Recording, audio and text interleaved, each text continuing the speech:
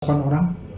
Semoga pada tanggal 13 nanti, pada hari Kamis, akan ada penahanan kepada mereka. Teroris melakukan pertemuan seluruh dari para pembenci Pak Jokowi.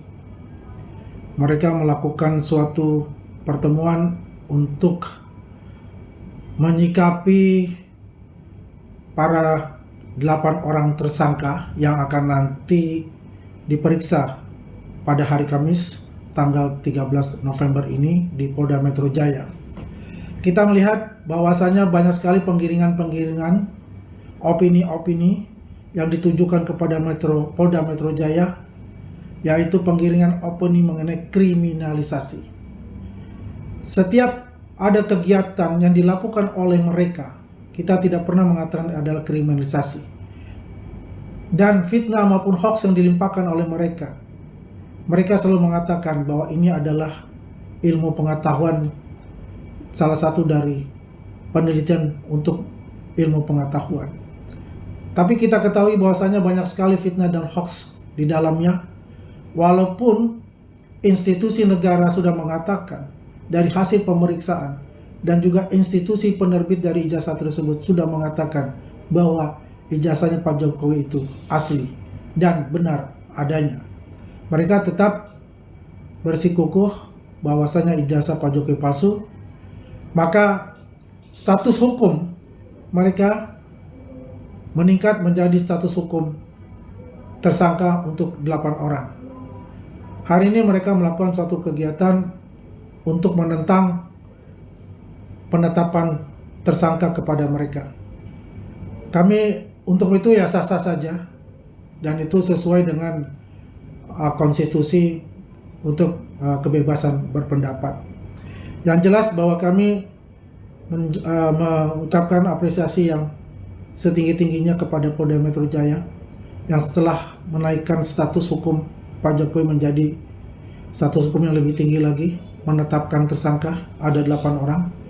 Semoga pada tanggal 13 nanti, pada hari Kamis, akan ada penahanan kepada mereka, sehingga tidak ada lagi penggiringan opini publik yang busuk, yang buruk, sehingga menjadi pemecah belah di antara kehidupan anak bangsa selanjutnya. Terima kasih kepada Polda Metro Jaya. Kita menunggu hasilnya dan kita akan mengawal sampai ke pengadilan nanti. Terima kasih. Setelah menyelesaikan buku Jokowi's White Paper, kami menuntaskan lagi anaknya yang menurut informasi yang sangat lengkap di beberapa podcast Pak Roy Suryo, maka saya menceburkan diri juga sehingga ada ide untuk mendatangi Kemdikbud. Saya yakin ya, penersangkaan kami tidak lepas dari upaya-upaya kami mendatangi bersama Pak Roy Suryo, Bu Tipa, dan Bang Jagi, dan lainnya, Bang Menu, bahwa kami mendapatkan informasi yang sangat krusial, bahwa Gibran di Orchid Park Secondary School hanya 2 tahun setelah lulus dari SMP Negeri Surakarta, SMP Negeri 1 Surakarta, SMP Negeri 1 Surakarta, di Orchid Park Secondary School kembali lagi ke kelas 9. Lulus dari SMP Negeri 1 Surakarta, kelas 9, ke Singapura kelas 9. 2 tahun berarti kelas 9, kelas 10, alias kelas 1 SMA. Lalu kemudian katanya Gibran mengikuti UTS Insert, langsung masuk ke program diploma yang menurut buku yang sedang kami tuntaskan, ya, referensinya itu ada di web archive UTS Insert tahun 2004, bahwa ketika seseorang masuk ke program diploma di UTS Insert, maka dia harus selesai kelas 12. Jadi menurut Dr. Eko Susanto di Sekretaris Kementerian Pendidikan Dasar dan Menengah, itulah yang disetarakan kelas 1 SMA plus diploma, ujungnya jadi SMK. Di buku ini saya jelaskan juga, nanti dituntaskan oleh Bu Tifa dan Pak Roy. Mungkin dipakai dalam buku apa? Judulnya Gibran Black Paper. Jadi apapun yang terjadi, sebarluaskan buku itu, ya. Jangan sampai orang inkompeten ini yang hanya sampai kelas 1 SMA bisa jadi presiden 2029. 2029 kalau kita nggak bersatu, maka Gibran kemungkinan besar dengan uang bapaknya yang berapa ribu triliun